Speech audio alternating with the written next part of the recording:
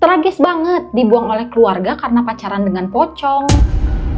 Cerita hantu viral yang sampai diangkat di bioskop lagi nih guys. Mawar yang selalu percaya kalau pacarnya itu merupakan seorang manusia, akan tetapi seluruh teman kosnya melihat pacar yang diperkenalkan oleh Mawar ini merupakan sosok pocong yang besar dengan muka hitam dan dengan kain kafan yang lusuh dan kotor. Karena ini keluarganya Mawar membuang Mawar yang dianggap sebagai aib, bahkan sampai akhir hidupnya guys. Berikut ini adalah cerita yang sudah aku rangkum dan akan aku sampaikan dari berbagai sisi. Hai gengs, welcome to Forbia di Cahaya. Cerita horor yuk.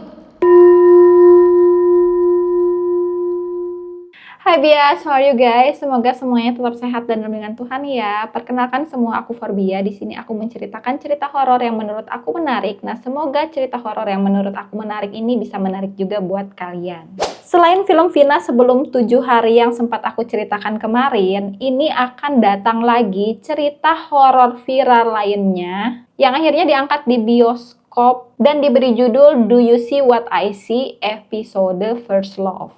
Terakhir aku lihat, filmnya ini masih coming soon dan belum ada jadwal tayangnya nih guys. Tapi ceritanya ini sudah kalian bisa lihat di mana-mana, bahkan di YouTube pun ada lengkap ceritanya di berbagai channel. Nah, buat kalian yang misalkan males atau mager nyari, ini aku udah rangkum dan akan aku ceritakan dari berbagai sisi. Yang pertama, point of view channel podcast Do You See What I See? Aku akan ngomongin channel YouTube podcast ini dulu karena takutnya belum ada yang familiar. Pencetus podcast ini beralias Mr. Popo yang merupakan teman dari seorang stand-up komedian besar yang bernama Raditya Dika yang aku yakin kita semua pasti tahu guys. Awal bangetnya tercipta si channel Do You See What I See di YouTube itu dikarenakan video YouTube Raditya Dika yang pernah viral pada masanya di Juni 2018. Yang menceritakan rumah kontrakan horor yang ia tinggali selama ia kuliah di Jogja bersama teman-temannya, dan itu tuh memang viral banget. Nah, si Mr. Popo ini merupakan teman kontrakannya dia nih, dan juga kalau nggak salah dia itu merupakan cucu dari pemilik kontrakan tersebut. Akhirnya Mr. Popo pun dihadirkan sebagai narasumber untuk membagikan ceritanya di channel YouTube Raditya Dika. Jadi dari situ itulah cikal bakalnya dibuatnya YouTube channel dan Spotify podcast horor Do You See What I See yang tanggal jadinya itu di 28 Januari 2019. Konsep channelnya sendiri adalah di mana narasumber memberikan suara mereka untuk diupload dengan sentuhan editan halus oleh tim Do You See What I See agar bisa diperdengarkan oleh kita semua. Nah, sekarang aku mau ke POV-nya. Faye ini merupakan narasumber untuk podcast Do You See What I See. Nah, sepemahaman aku ya, kalau misalkan orang demen sama cerita-cerita berbau horor atau berbau mistis, karena kurang lebih pasti pernah bersinggungan dengan hal-hal tersebut. Karena pada dasarnya nih ya, sisi natural manusia yaitu akan mencari jawaban terhadap hal-hal yang sulit ia temukan sendiri. Contohnya aku yang pernah memiliki pengalaman beberapa kali bertemu dengan makhluk gaib. Akhirnya aku malah cari cerita orang yang punya pengalaman serupa supaya aku itu lebih memahami kondisi aku, dan end up-nya sekarang aku malah bikin YouTube channel ini nih guys. Sama halnya dengan Faye. Nah, ini kita ngomongin Faye yang ada di tahun 2019. Jadi sebenarnya Faye ini pernah mengalami kejadian horor pada saat dia itu merupakan mahasiswa baru dulu, tapi di tahun 1995. Nah, pengalaman horornya ini dia tuh tutup rapat-rapat nih guys, karena emang perjanjiannya tuh nggak boleh diceritain ke siapapun. Faye pun akhirnya menjadi pribadi yang tertarik dengan cerita-cerita horor di luar nalar manusia yang memang tidak bisa dilogikakan lagi. Sama lah kayak kamu sama aku gitu ya. Faye pun menikmati cerita horor dari berbagai sumber. Salah satunya ya dari YouTube. Channel YouTube podcast Do You See What I See yang memang waktu itu tuh masih tergolong baru, akan tetapi udah terkenal eksistensinya, akhirnya menjadi pilihan channel YouTube horor yang di-subscribe dan juga ditonton oleh Faye. Secara alamiah nih, kalau misalkan kita udah dengerin cerita orang yang ternyata relate, serupa, dan relevan dengan cerita yang kita alami, kita tuh kan pasti pengen ikut cerita juga. Samalah kayak si Faye ini guys. Akhirnya dia pun termotivasi untuk menceritakan pengalaman traumatis yang memang ia pendam selama berpuluh-puluh tahun. Setelah Faye ini mengecek seluruh keadaan, dimana kayaknya tuh aman nih buat cerita dan gak akan ngerugiin siapapun, Faye pun mengontak si Mr. Popo dan menceritakan ceritanya dia ini yang akhirnya diupload dengan judul First Love, cerita horor episode 5 pada tanggal 4 April 2019. Nah, jadi ceritanya itu kayak gini guys. Pada tahun 1995, di mana Faye ini baru masuk salah satu universitas di kota D. Faye itu secara mental tuh ngerasa kesepian, karena dari teman-teman SMA-nya, nggak ada satupun yang kuliah di kota D, apalagi di universitas yang Faye ini masukin. Akhirnya Faye yang sebatang kara pun mencoba mencari informasi perkuliahan, sekaligus untuk kos-kosan di daerah sana. Setelah dicari-cari nih ya, ditemukanlah oleh Faye salah satu kosan khusus putri yang lokasinya itu dekat dengan kampus. Bentuk kosannya sendiri merupakan rumah 2 lantai dengan masing-masing lantai ini ada area kumpul-kumpulnya. Kayak ruang tamu di lantai bawah dan area yang cukup luas dan kayaknya terbuka deh di lantai 2. Pada saat itu kondisinya tuh kosan udah lumayan full dan cuma sisa 2 kamar aja. Ada satu yang di lantai bawah dan satu lagi di lantai atas. Nah, lantai atas ini kondisinya itu kayak bangunan yang tergolong masih baru.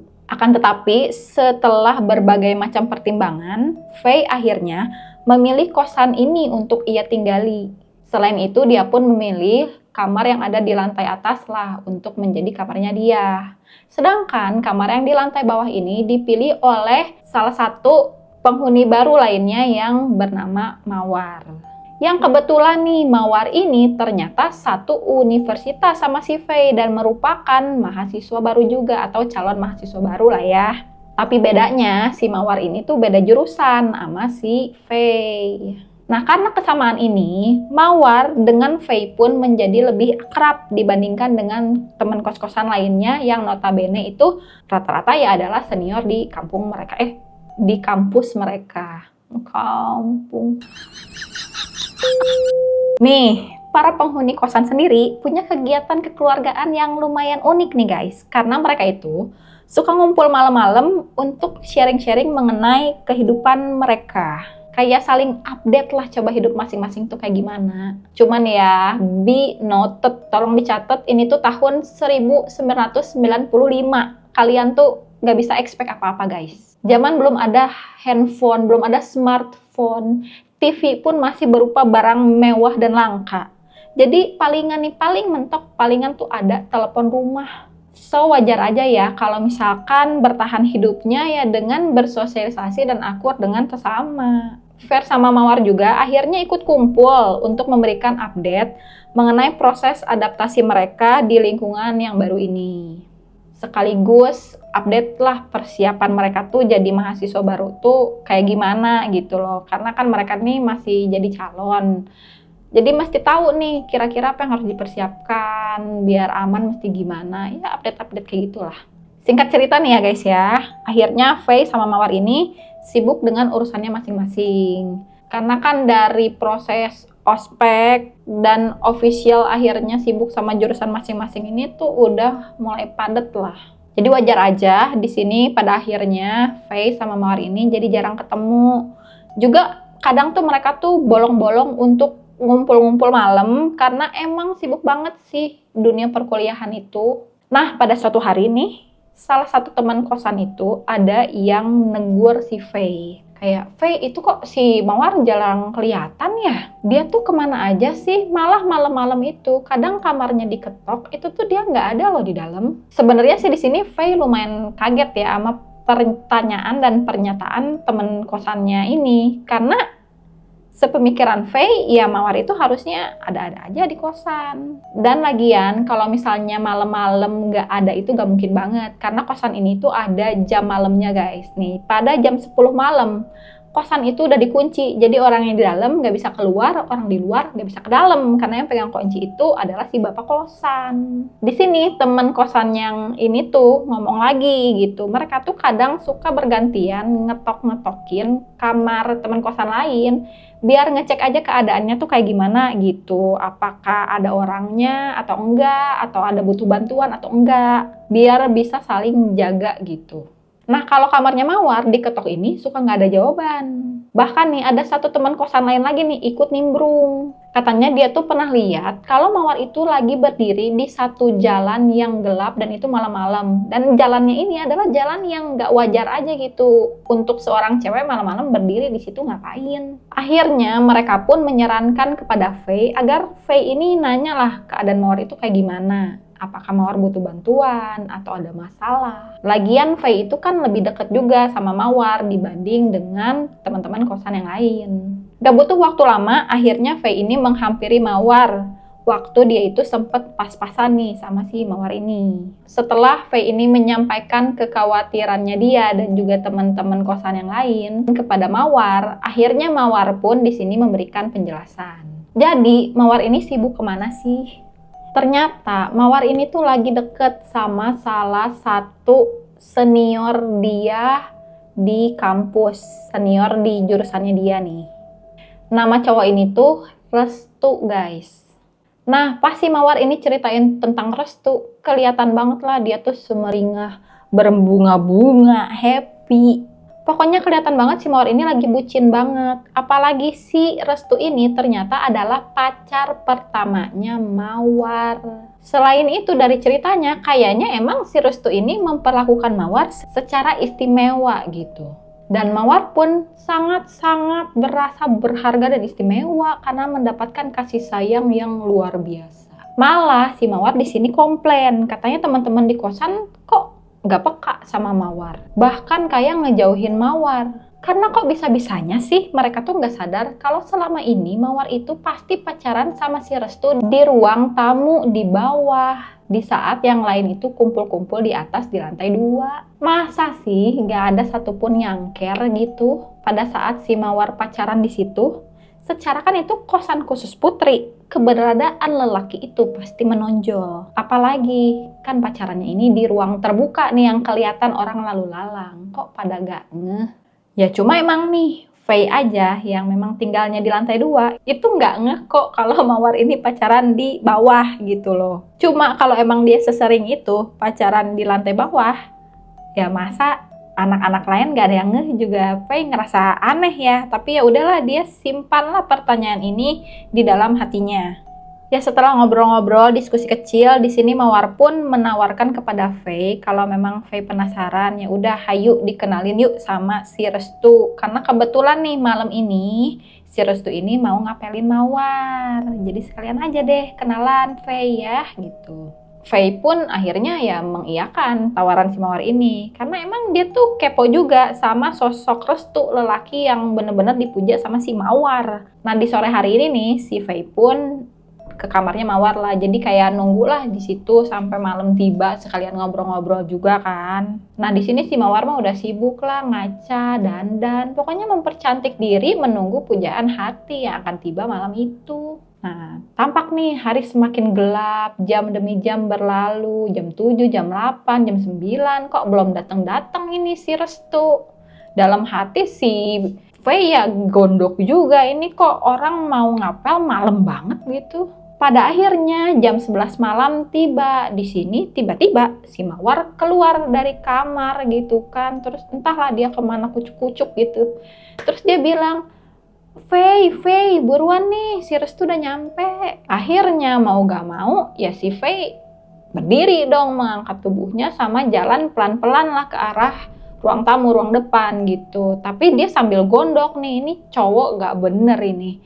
Jam 11 malam baru nyampe, dan ini kenapa dibukain juga pintunya ini sama si bapak kosan.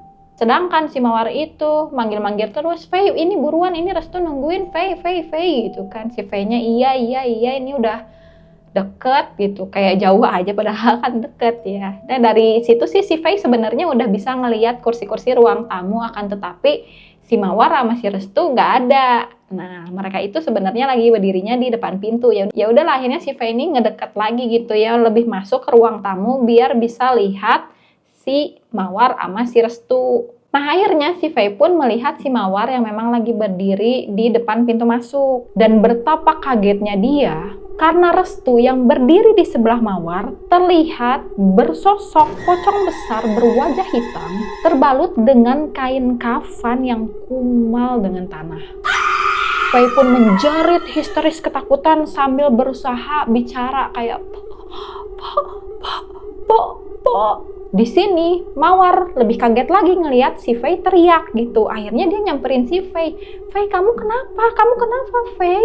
Faye pun menjelaskan gitu. Itu Mawar, itu pocong. Itu tuh pocong. Jawab Faye sambil ngelihat ke arah pintu. Yang dimana saat Mawar lihat, ya di situ tuh sosok Restu yang merupakan pacar dia, lelaki yang ia puja-puja. Mawar pun menenangkan Faye di sini. Faye, tenang Faye, itu tuh pacar aku, Restu. Gak ada sosok pocong itu, gak ada, itu pacar aku, Restu. Tapi di sini Faye itu nggak bisa tenang. Bahkan karena teriakannya dia itu, anak kosan lain perlahan-lahan itu pada muncul gitu, pada panik juga karena kaget. Ada apa? Kenapa lo teriak? Ya udah kita samperin, ada apa gitu. Anak-anak kosan Putri ini satu persatu muncul pun di ruang tamu, yang akhirnya satu persatu juga dari mereka itu teriak karena kaget melihat sosok pocong berdiri di depan pintu. Di sini Mawar juga makin bingung, ini kenapa satu-satu orang muncul kok teriak? Semuanya loh, semua cewek yang ngekos di situ teriak, takut, dan semuanya juga mencoba meyakinkan Mawar kalau sosok yang mereka lihat itu adalah pocong. Akan tetapi Mawar emang nggak ngelihat hal itu. Akhirnya Mawar yang frustasi pun jatuh pingsan. Dan gak lama sosok pocong tersebut menghilang seperti asap. Nih, di sini anak kos-kosan akhirnya membopong Mawar ke dalam kamarnya. Dan mereka itu berinisiatif untuk kumpul aja nih di beberapa kamar gitu. Total kan mereka itu kurang lebih ada 14 orang lah ya, termasuk sama Mawar sama Faye. Nah, si Faye ini stay-nya di kamarnya Mawar, sembari mencoba menyadarkan Mawar, soalnya kan Mawar pingsan. Tapi si Mawar ini gak bangun-bangun, bahkan sampai jam 4 pagi nih guys, gak bangun. Akhirnya beberapa teman lainnya ini pergilah ke bapak kosan untuk minta bantuan, sekaligus minta tolonglah orang tuanya Mawar tuh telepon supaya tahu keadaan anaknya nih kayak gimana.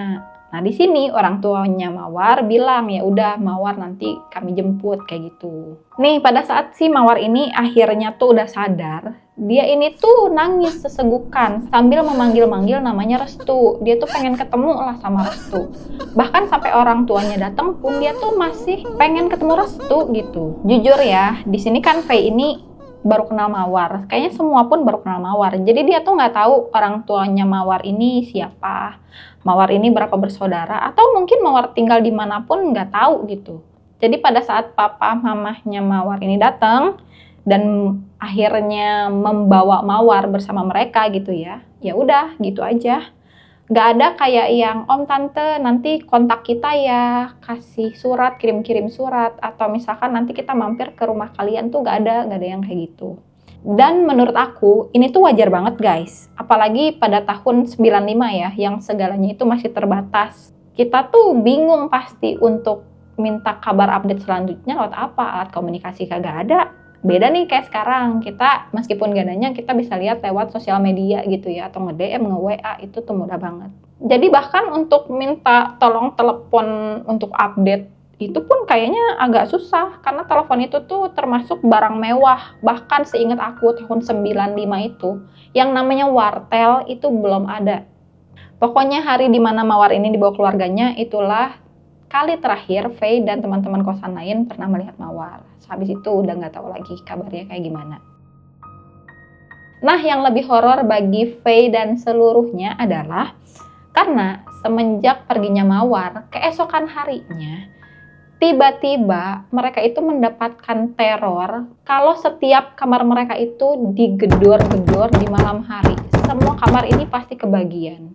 Dan pas mereka ngecek satu sama lain, itu nggak ada satupun yang lagi ngegedor kamar gitu. Akhirnya mereka stres dong, ini ngegedor siapa? Hal yang berlangsung selama 3 hari ini pun membuat seluruh penghuni kos ini lumayan frustasi, sehingga mereka tuh bersepakat untuk bilang ke bapak kos kalau mereka tuh mau keluar dari kos-kosan itu. Di sini penjaga kos pun ya membolehkan, akan tetapi syaratnya itu kejadiannya ya harus ditutup rapat-rapat dan tidak boleh dibocorkan ke siapapun. Di sini sih si Faye dan yang lain itu setuju ya, karena prioritasnya kan yang penting itu bisa pindah dulu dari si kosan ini. Nah setelah lebih dewasa, emang Faye menyadari sih, kalau kosan ini ketahuan angker kan kasihan juga ya, nanti kosannya sepi, apalagi kan lantai 2 itu termasuk dibangun baru untuk menjadi kos-kosan. Jadi wajar aja kalau misalkan penjaga kosannya itu nitip pesan kayak begitu. Oke, sekarang kita kembali ke tahun 2019. Masa dimana Faye akhirnya memutuskan untuk menceritakan cerita ini. Jadi Faye itu tuh udah ngecek dulu, kosan di kota D itu masih beroperasi atau enggak gitu ya. Nah ternyata emang udah tutup, jadi di sini Faye berani nih untuk ceritain. Singkatnya, cerita First Love ini akhirnya menarik banyak minat dari netizen dan kolom komentar pun waktu itu banyak ya rame. Bahkan netizen itu sampai cari Instagramnya Mbak Faye karena penasaran banget sama kelanjutan kisahnya Mawar. Nah FYI aja, waktu itu podcast channel Do You See What I See nggak ada Instagramnya, jadi bener-bener cuma YouTube sama Spotify doang. Jadi mau nggak mau kalau pengen tahu kelanjutan kisahnya ya harus cari si narasumber, which is si Mbak Faye. Nah dari sekian banyaknya DM yang masuk ke Mbak Faye ini, ada DM yang memang cukup berbeda. DM-nya ini mengaku sebagai adik dari Mawar yang diceritakan oleh Faye. Bahkan sempat di-mention juga nih sama si orang yang DM nama kampus dan kota yang udah disensor sama si Faye ini. Di sini Mbak Faye sih agak panik juga ya. Akhirnya dia tuh kontak nih sama Mr. Popo. Ini tuh gimana ya bagusnya kira-kira? Karena kan takutnya ada pencemaran nama baik atau misalkan namanya juga baru mengungkap hal yang harus dirahasiakan. Jadi dia tuh otomatis overthinking. Di sini si Mr. Popo bilang kalau misalkan ya udah ntar aku analisa videonya ada yang pelanggaran atau enggak, ada yang mencemarkan atau enggak. Bahkan kalau emang jadi bikin gak nyaman ya udah videonya nanti di take down itu gak apa-apa. Cuma paralel nih Mbak Faye tolong komunikasi ini sama si yang DM ini.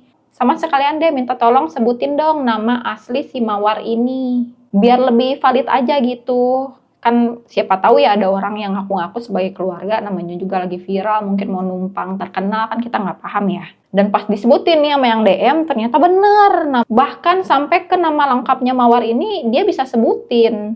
Nah, Faye sendiri tuh masih inget banget namanya Mawar, karena emang namanya Mawar ini tuh unik dan sama kayak nama gurunya Faye dulu, jadi gak mungkin dia lupa.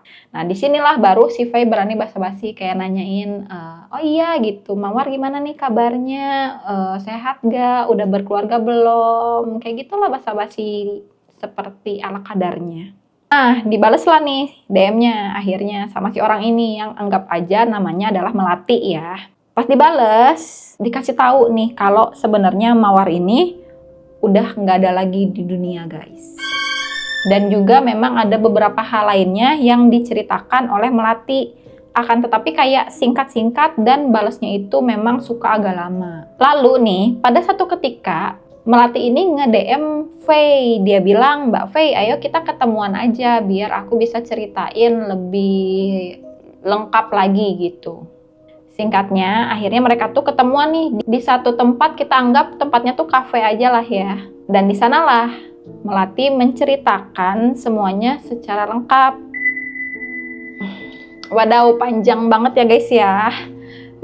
Nanti aku kasih menit-menitnya ini di mana deh biar kalian bisa langsung lompat-lompat mau ke point of view siapa. Cuma di sini aku izin ya guys ya, mulai dari detik ini aku ceritanya nggak pakai sudut pandang lagi, nggak pakai POV. Jadi aku akan rangkum aja biar nggak bingung dan nggak terlalu panjang, tapi tenang aja, ini ceritanya tetap lengkap. Dan untuk mendiang Mawar atau siapapun yang mengenal Mawar dengan lebih baik, aku tuh mau permisi, aku mau izin cerita dengan memberikan sudut pandang aku mengenai kondisinya Mawar. Aku juga mau mohon maaf dulu nih kalau misalkan nanti nggak mewakilkan atau misalkan ada salah. Aku akan coba bawakan dengan usaha terbaik aku.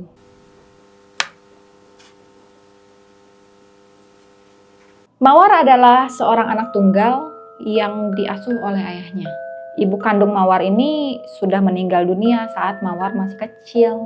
Pada suatu hari, ayahnya ini memutuskan untuk menikah lagi dengan wanita yang boleh dibilang kondisi ekonominya ini bagus. Mawar juga ikut dibawa tinggal ya untuk hidup bersama dengan keluarga baru ini. Nah, dari pernikahan yang baru ini lahirlah Melati dan beberapa anak lelaki lainnya. Kalau kalian bisa melihat dengan lebih terbuka, tentu aja Mawar pasti merasa kurang diperhatikan. Bukan aku bilang ibu sambungnya ini jahat, cuma di sini ada kondisi di mana ibu sambungnya ini melahirkan anak-anak lainnya.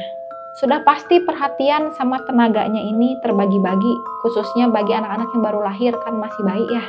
Ditambah lagi belum ada waktu untuk bonding dengan Mawar, udah ada anak lagi. Lalu entah nih sejak kapan, intinya ayahnya ini tuh kecanduan judi. Bahkan harta ibu sambungnya ini pun kepake buat judi. Anak banyak tapi uang nggak ada. Otomatis ya huru-hara lah di dalam rumah tangga. Yang menyebabkan ibu sambungnya ini menuntut si ayah untuk paling enggak nih balikin duit dia yang udah kepake. Entah apalah yang ayahnya saat itu pikirkan, tapi diam-diam ayahnya ini memang tidak segan untuk mengambil jalan pintas demi mencapai kekayaan. Waktu berselang akhirnya Mawar pun kuliah dan ngekos sendiri. Kalau aku jadi Mawar nih ya, tentunya hal ini termasuk hal yang ditunggu-tunggu dan cukup mendebarkan, juga cukup menyenangkan. Kayak memiliki suatu petualangan baru untuk bereksplorasi dari hobi, mencari diri sendiri. Pokoknya happy lah gitu. Gak usah Mawar lah ya, kita aja. Pas lepas dari keluarga, kita tuh pasti semangat buat coba hal-hal baru gitu ya. Apalagi hal yang dirasa sulit untuk dilakukan kalau misalkan kita di rumah yang setiap sudutnya itu pasti ada orang gitu, pasti ada keluarga dan gak ada privasinya sama sekali. Mawar juga aku rasa kayak gitu. Dia semangat untuk berteman. Dia berkomunitas di kosan.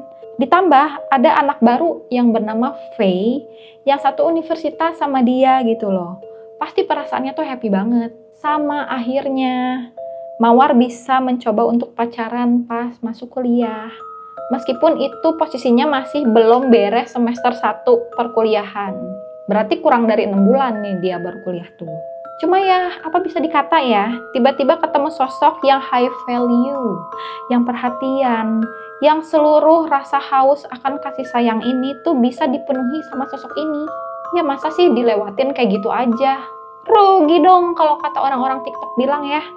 Hidup kan jadi lebih berwarna, harapan sama masa depan jadi terlihat lebih jelas. Jadi oke lah gitu. Ditambah Mawar ini saat aku baca, aku rasa dia nggak neko-neko tipe pacarannya.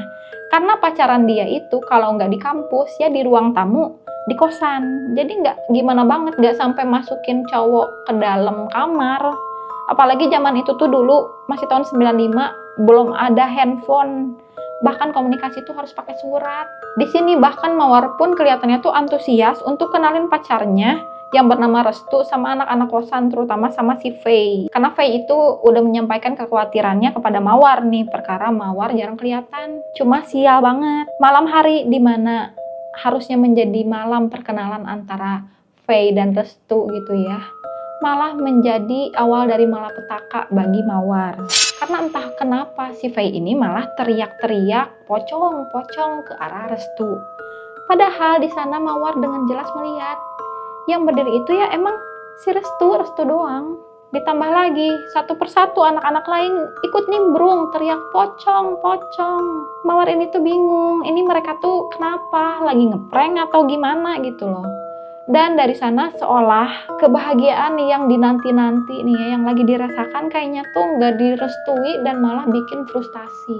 Akhirnya Mawar pingsan kan, lalu pas bangun-bangun tiba-tiba malah dibawa balik sama orang tua. Di sini tuh pasti Mawar tuh bingung gitu ya, kayak gimana dengan Restu? Gimana caranya Mawar bisa kabarin Restu kalau Mawar ini balik sama orang tuanya? Mawar itu frustasi banget. Restu adalah orang yang pertama kali mengenalkan cinta, terutama cinta terhadap lawan jenis. Pertama kali lah di sini tuh Mawar tuh bisa ngerasain yang namanya berbunga-bunga, dan semua itu benar-benar sirna di dalam semalam. Ini gara-gara Faye. Gara-gara niat ngenalin Faye sama Restu, semuanya jadi hancur.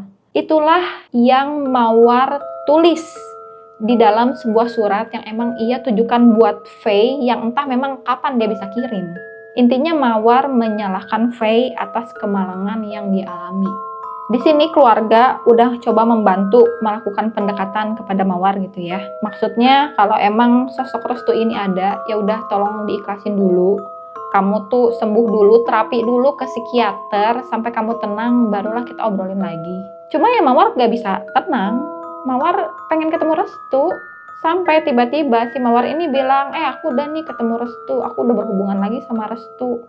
Di sini keluarganya tuh bingung, karena keluarganya gak ngeliat ada masa di mana Restu ini datang atau bersama-sama dengan Mawar. Keluarganya pun akhirnya angkat tangan, bahkan psikiater pun udah nyaranin kalau misalkan Mawar ini baiknya dimasukin ke rumah sakit jiwa aja. Sebagai keluarga nih ya, yang dianggap cukup terpandang, kondisi Mawar ini tentunya dianggap mengancam kehormatan keluarga. Mawar pun akhirnya diantarlah ke Jawa Timur, ke daerah rumah neneknya, dan dimasukkan ke RSJ yang ada di sana. Setahun Mawar dirawat di rumah sakit jiwa, dan gak pernah sekalipun ayah atau ibu sambungnya ini ngejenguk Mawar. Melati itu kadang-kadang jenguk sih, tapi memang gak bisa sesering itu ya. Bagaimanapun bagi Melati nih ya, meski gak sedarah, Mawar itu tuh tetap kakaknya. Harusnya ayah dan ibunya ini gak buang Mawar tuh kayak gitu. Mawar sendiri selama dirawat di RSJ, itu kondisinya tuh gak bisa dibilang baik guys. Karena nama Restu lagi dan lagi yang menjadi topik obrolan Mawar gitu. Ketemu Restu lah, main sama Restu lah. Nanti mau dinikahin sama Restu, ntar dibawa sama Restu, gitu aja terus. Bahkan saking senengnya nih karena intensitas ketemu Restu ini makin banyak, si Mawar ini sampai nulis surat ke Faye kalau dia tuh berterima kasih banget karena Faye, Mawar sama Restu jadi lebih intens gitu.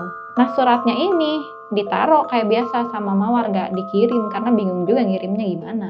Akhirnya Mawar pun setelah setahun keluar nih dari RSJ, dan dia tinggal bersama neneknya di Jawa Timur ini. Emang gak bisa balik lagi guys ke rumahnya, udah bener-bener kayak dibuang gitu sama keluarganya. Keluarganya udah gak mau tahu ya, maksudnya keluarganya nih orang tuanya gak mau tahu kabar Mawar, tuh bener-bener udah anggap gak ada aja Mawar. Cuma di sini Mawar gak sedih ya, karena di otaknya dia Restu itu akan segera menjemput dia, dan kebahagiaannya dia itu udah dekat. Selang berapa bulan, akhirnya Mawar pun ditemukan menggantungkan lehernya di tali yang sudah dia ikat di langit-langit kamar. Mungkin disitulah tanda kalau Restu sudah menjemput Mawar.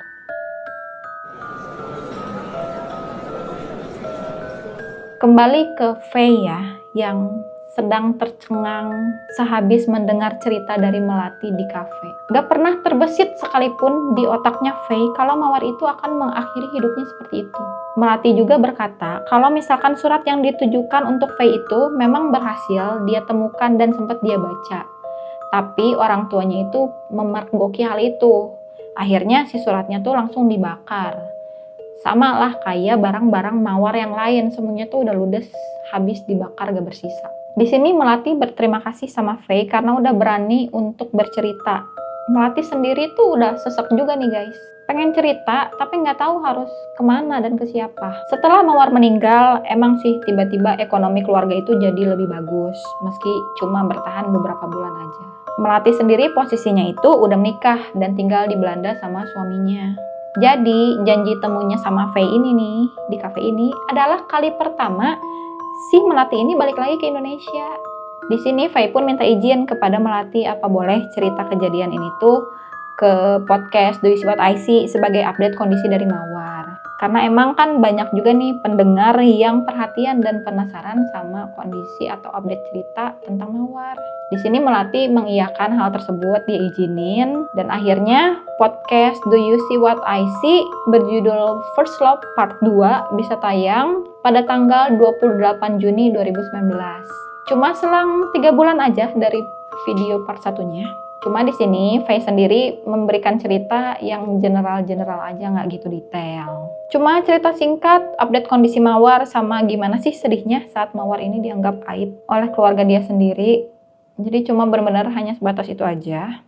Di sisi lain, si Faye ini tuh masih berkomunikasi sama Melati. Bahkan sempat berjanji untuk ketemuan lagi nih untuk kedua kalinya di tahun 2020, tepatnya tuh sebelum pandemi. Kemungkinan tuh awal-awal 2020, Januari, Februari, Maret lah. Karena kan pandemi baru official masuk ke Indo itu bulan Maret 2020. Nah, hal yang mengejutkan adalah sebelum tanggal janji temunya antara Melati sama Faye, suami Melati mengabari Faye kalau Melati itu sudah tiada. Jadi guys, Melati itu perlahan-lahan emang akhirnya mengetahui kalau ayahnya itu melakukan pesugihan.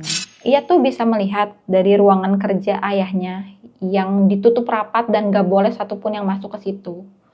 Dia sempat sekelibat tuh ngelihat pokoknya pas pintu itu dibuka. Ada hal-hal klinik lainnya, ditambah ada kepala kambing yang terpampang di situ. Nah, semenjak ruangan itu ada, seolah-olah kematian itu menghantui keluarga mereka. Anggaplah semua berasal dari kematian Mawar. Lalu menyusul si bungsu yang merupakan anak yang paling disayang oleh ayahnya. Ada cerita sih ya ini. Kalau tumbal pesugihan itu minta bayarannya berupa orang yang paling dikasihi oleh si pelaku. Di sini sih aku berpikirnya, anggaplah mungkin Mawar ini adalah orang yang paling disayang sama ayahnya, sehingga dia yang harus pergi pertama. Lalu kemudian si anak bungsu. Setelah itu meninggal juga anak lelaki lainnya dalam kecelakaan motor, di mana kepalanya itu hancur rusak parah. Akan tetapi anehnya helm yang ia pakai itu mulus, rusak minor, lecet-lecet minor doang. Ibunya yang akhirnya stres, akhirnya ikut meninggal juga. Setelah itu disusul oleh bapaknya yang pada akhirnya meninggal dengan naas, mengakhiri hidupnya sendiri. Mungkin di sini bapaknya tuh mikir, udah berhenti sampai di dia doang. Akan tetapi nggak kayak gitu guys. Anak lelaki yang lainnya ikut meninggal juga. Setelah itu yang terakhir Melati. Perjanjian dengan goib itu tuh nggak bisa dibenarkan. Apalagi ya guys, kontraknya itu bisa-bisa berubah, bahkan nggak berhenti sampai di si pembuat perjanjian. Konsekuensinya itu bisa sampai ke anak cucu, bahkan sampai ke keturunan keberapa. Baiknya kita ini benar-benar bergantung kepada Tuhan dan Tuhan aja. Jangan sampai mencari hal-hal kayak gitu. Semoga rangkuman cerita aku ini cukup jelas buat kalian. Nah, buat kalian yang benar-benar penasaran, nanti kita tunggu aja filmnya sampai tayang di bioskop. Ntar kita bisa lihat di situ. Sama yang pengen tahu bisa tonton video YouTube. Aku lihatnya sih di podcast Do You See What I See sama RJL5. Di situ aku pelajarinnya. Nah, buat kalian yang gak keberatan boleh komen, like, subscribe untuk dukung aku. Aku minta maaf kalau misalkan aku ada salah-salah kata, penyebutan, ataupun hal-hal yang kurang berkenan bagi kalian. Oke, sekian video kali ini guys. And see you in the next video. Bye-bye.